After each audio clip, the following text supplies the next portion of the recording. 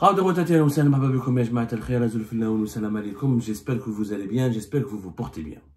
Le lundi 10 février 2025, Abdelmadjid Tebboune, le président de la République, a présidé une réunion de travail consacrée à l'application de la nouvelle augmentation d'allocation touristique fixée à 750 €.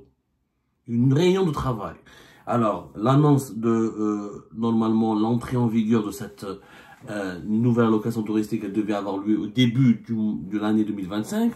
Abdelmadjid Tebboune a donné cette annonce, a fait cette annonce qualifiée d'heureuse, d'enthousiaste, de bonnes nouvelles par les Algériens et les Algériens qui avaient l'habitude d'avoir une allocation touristique de moins de 100 €.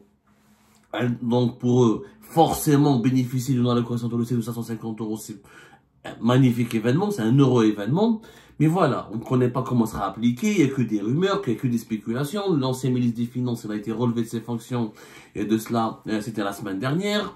Nous sommes le 10 février 2025 et pour le moment, aucune visibilité, aucune certitude, aucun dispositif réglementaire précis, aucun texte d'application qui nous informe comment les Algériens et les Algériens vont bénéficier réellement de ces 750 €. Cette réunion, présidée par Abdelmadjid Tebboune, il y avait le président de la République, son directeur de cabinet, le gouverneur de la Banque d'Algérie, le ministre des Finances et le directeur général des douanes. Tout ce beau monde réuni pour une allocation de 750 €. Franchement, est-ce que c'est sérieux? Je crois que le président de la République a d'autres tâches à accomplir. Pourquoi l'emmerder, lui faire perdre du temps, alors que cette nouvelle allocation touristique aurait pu être pilotée facilement par la Banque d'Algérie? La Banque d'Algérie et le ministère des Finances ont largement les prérogatives, ont largement normalement, ils sont censés avoir largement les compétences et les capacités, puisqu'ils ont les prérogatives, la loi leur confère la mission d'appliquer les directives du chef de l'État et de réglementer et de veiller, de superviser ce qu'on appelle la réglementation d'échange, et donc de mettre en place un décret d'application qui permettra aux Algériennes et aux Algériens d'avoir enfin cette allocation touristique. Je rappelle que l'ancien texte qui régit l'allocation touristique, qui date du 28 août 1997, il est relatif, on parle de droit de change pour les voyages à l'étranger. Il a été signé par le gouverneur de la Banque d'Algérie. L'allocation touristique ne nécessite pas l'intervention du chef de l'État. C'est ce que je veux vous expliquer. C'est pas un dossier sensible. C'est pas un dossier extraordinaire. C'est pas quelque chose qui relève il s'agit pas de lancer un missile ou de lancer une intelligence artificielle. Au moment où à Paris, il y a le sommet mondial sur l'intelligence artificielle, au moment où les chefs d'État, les dirigeants du monde entier s'interrogent sur l'avenir du monde face aux évolutions technologiques que génère ou auxquelles nous expose l'intelligence artificielle, en Algérie, on fait une réunion avec le chef de l'État, directeur de cabinet, plusieurs responsables pour une allocation de 750 €. C'est pas sérieux. Franchement, Tebboune, on lui fait perdre son temps. Abdelmadjid Tebboune, donc président de la République, il a d'autres chats à fouetter. Il a d'autres préoccupations. Il est censé, lui, en tant que président, il a donné l'objectif. Il a dit, voilà, je veux une allocation touristique à 550 €. Normalement, des comptes rendus, des rapports lui sont rapidement transmis par la Banque d'Algérie, par le ministère des Finances, sur comment on peut appliquer cette allocation touristique. C'est très simple. On va voir dans les pays voisins. C'est-à-dire qu'il faut pas aller, on va pas se comparer à d'autres pays. On va pas aller très loin. On va pas aller dans les pays de l'Europe occidentale, ou les pays de l'Europe de l'Est, ou de la rive nord de l'hémisphère nord de la planète. On va aller juste dans nos voisins. Vous allez voir comment chez nos voisins, l'allocation touristique, elle est très simple. Elle s'appelle la dotation touristique. C'est pas une allocation, parce que là-bas c'est une dotation touristique. La différence est un peu de taille. La dotation, ça veut dire que l'État te réserve le droit d'utiliser par an et une fois par an, durant une année, tel montant en devises pour financer tes voyages à l'étranger, tes dépenses à l'étranger. L'allocation, c'est l'État qui te donne, c'est un don de l'État. C'est-à-dire que c'est un service que l'État te rend. Alors que la dotation, c'est que les États gagnent, le pays gagne, ils ont des économies, ils gagnent des devises. Ces devises reviennent dans les caisses de l'État parce que les États les utilisent pour financer des politiques publiques ou les importations des produits de première nécessité, le développement du pays. Mais en tant que citoyen, puisque le citoyen participe à l'économie nationale, à l'effort national dans le développement économique ou à l'effort de développement national, on lui donne une partie des devises que l'État gagne ou que l'État encaisse grâce à ces taxes ou à la fiscalité qui est appliquée sur les exportations et sur les activités économiques qui génèrent les devises. Donc, dans les pays voisins, par exemple, en Tunisie, voilà, c'est un pays en très grande difficulté économique, qui a traversé beaucoup de crises des politiques depuis 2011.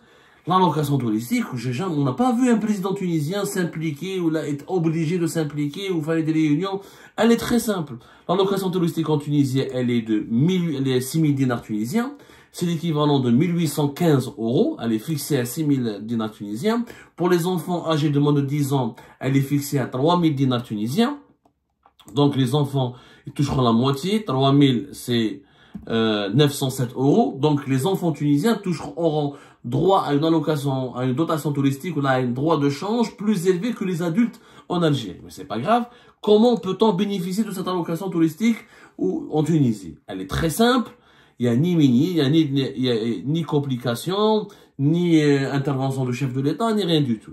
Il faut aller dans une banque tunisienne agréée par l'Office d'échange tunisien, agréée par les autorités tunisiennes, présenter des documents, le passeport en cours de validité, une photocopie de la carte d'identité nationale, une déclaration sur l'honneur dans laquelle vous certifiez que vous êtes résident tunisien, remplir un formulaire, ça s'appelle le formulaire de demande d'allocation touristique, signer le formulaire, déposer la somme d'argent que le Tunisien possède, veut échanger en échange de ces 1800 et quelques euros. On appelle ça remplir un bordereau de dépôt de devise, c'est-à-dire que tu payes en dinars tunisiens ce que tu vas recevoir en équivalent en devise. Ensuite, la banque va transmettre la demande directement à l'office d'échange tunisien. Il y a un office d'échange en Tunisie qui gère, comment on appelle ça? Qui gère l'allocation touristique. Qu'est-ce qui se passe ensuite? L'office d'échange va envoyer une notification par courrier électronique pour confirmer à la Tunisienne et aux Tunisiens l'acceptation de sa demande et il va lui délivrer une attestation de change. Ensuite, il faut juste avec cette attestation de change, le Tunisien va aller retirer la somme d'argent en devise qu'il a déposée sur le bordereau de dépôt de devise. Cette démarche. Cette démarche très simple. Mais tout est clair, tout est précis. Passeport, photocopie de la carte d'identité, déclaration sur l'honneur, un formulaire qui est rempli. Tu déposes de l'argent en dinars tunisiens et tu signes et tu récupères un bordereau de dépôt de devise. La banque transmet à l'office d'échange tunisien. L'office d'échange va répondre par une notification et une attestation de change. Ensuite, tu retires la somme d'argent en devise et tu voyages. À la douane, en Tunisie, il faut juste présenter la fameuse attestation de change délivrée par l'office d'échange, qui doit être datée de 15 jours avant le départ vers l'étranger. Et c'est réglé. Et voilà comment les Tunisiennes et les Tunisiens ont l'équivalent de 1800 € par an, utilisable une fois par année, pas une fois par année, utilisable durant toute l'année civile. Voilà, ils ont le droit à une fois par an, 1815 € qui peuvent être utilisés durant toute l'année civile. Et c'est pas compliqué. Comme on dit. Mais clair, net et précis. Il n'y a pas besoin de spéculation. Le directeur de l'aéroport de Carthage parle, ou la presse des spéculations, ou les députés parlent. Personne ne parle. Il y a des institutions, c'est l'office d'échange. Il y a un office d'échange en Tunisie qui est chargé de réglementer les devises. En Algérie, nous avons la Banque d'Algérie. On a une direction générale en charge d'échange, etc. au niveau de la Banque d'Algérie. Peut-être qu'il faudra créer un office d'échange en Algérie, comme la Tunisie au Maroc, pourquoi pas. Ça, c'est un débat, c'est entre techniciens.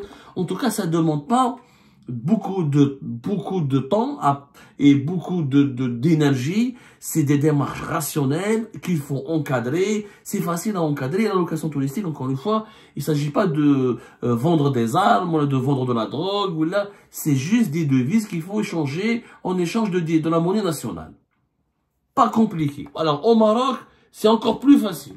Au Maroc, c'est très simple. Qu'est-ce qu'il faut faire? Il faut aller vers une banque, une agence bancaire, d'une banque marocaine ou d'une banque étrangère agréée par les autorités marocaines. Il faut faire la demande de la dotation touristique directement à la banque. Tu fais une demande, ou tu utilises une application mobile sur Internet. Tu peux même, par exemple, cette application, les Marocains et les Marocains peuvent demander leur dotation touristique 48 heures avant leur départ. Mais il faut vraiment faire la demande sur une application, ou il faut faire la demande au niveau d'une agence bancaire, ou faire la demande sur une application mobile, des banques. Sur les applications mobiles des multiples banques présentes sur le territoire marocain. Ensuite, c'est simple. Ensuite, on te donne, les banques au Maroc, ils te donnent deux possibilités, ou l'allocation touristique, la dotation touristique au Maroc est l'équivalent de 10 000 euros, ou elle sera créditée sur la carte bancaire, directement créditée sur une carte bancaire, c'est-à-dire que tu peux récupérer tes devises, l'équivalent de tes 10 000 euros sur la carte bancaire, une carte bancaire internationale, avec laquelle tu peux voyager, aller à l'étranger, ou la banque, elle peut te remettre en espèces. Mais ça, pour remettre en espèces, il faut aller vers le guichet d'une banque marocaine, et c'est là où tu auras le droit à 10 000 euros. Bien sûr, il faut apporter la différence en dirham ou en monnaie nationale. Et après, tu voyages à l'étranger, le plus normalement. Bien sûr, il y aura une attestation de change qui sera délivrée, etc. Et c'est réglé. Mais il y a ni cafouillage, ni confusion, ni implication du palais ou du roi ou de la reine ou je sais pas quoi, ou des enfants du roi. Pas du tout.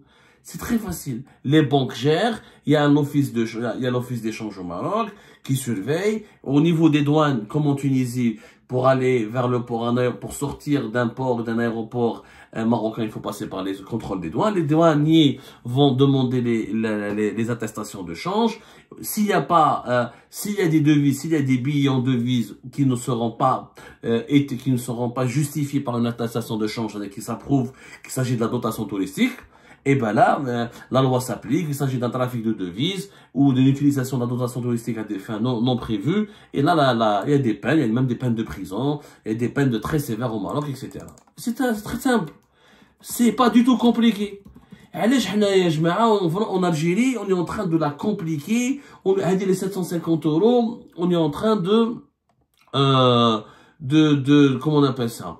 On est en train de lui donner une dimension politique. Ardina a quelque chose, on dirait, qui relève quelque chose de merveilleux, quelque chose d'extraordinaire. Ça n'a rien d'extraordinaire. Ça n'a strictement rien d'extraordinaire. Mais vraiment, je suis étonné pourquoi il y a autant de polémiques, autant de pertes de temps. Maintenant, comment on va financer cette allocation touristique? Est-ce que le pays a suffisamment d'argent? Est-ce que l'Algérie peut se permettre une allocation touristique à 750 euros? Ça, c'est autre chose. Ça, ça n'a rien à voir. Ça n'a absolument rien à voir. C'est un autre débat.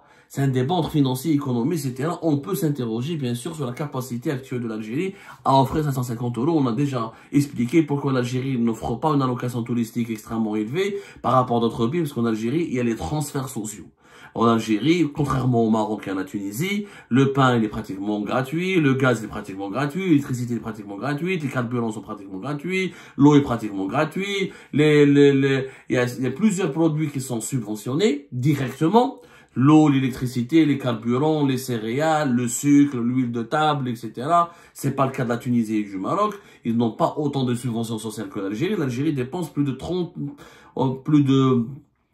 35 à 36 milliards de dollars. Pratiquement une trentaine de milliards de dollars, en tout cas, rien que dans les subventions sociales, directes et indirectes, parce que le logement social, il est subventionné en Algérie, la santé, elle est subventionnée directement. Il y a plusieurs prestations du service public en Algérie qui sont subventionnées, ce qui n'est pas le cas au Maroc et en Tunisie.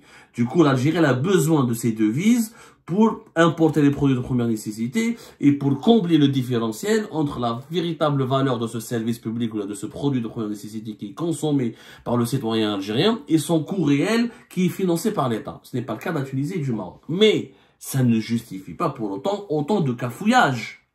Ça ne justifie pas pour autant toutes ces polémiques interminables, toute cette confusion maladive autour de l'allocation touristique en Algérie. Il n'y a pas besoin d'intervention du président, il n'y a pas besoin d'une réunion avec le président. Il s'agit d'un décret, d'un texte d'application qu'il faut préparer, de démarches administratives qu'il faut mettre en place, d'un circuit qu'il faut mettre en place avec les banques, avec les institutions bancaires. Ça s'arrête là. C'est pas du tout compliqué, Ajma. Moi, je ne comprends pas comment ça marche très bien chez les voisins. C'est pas du tout une complication chez nos voisins. C'est comme ça, prenez soin de vous et j'espère que cette allocation touristique, ce feuilleton finira par se terminer par un euro dénouement.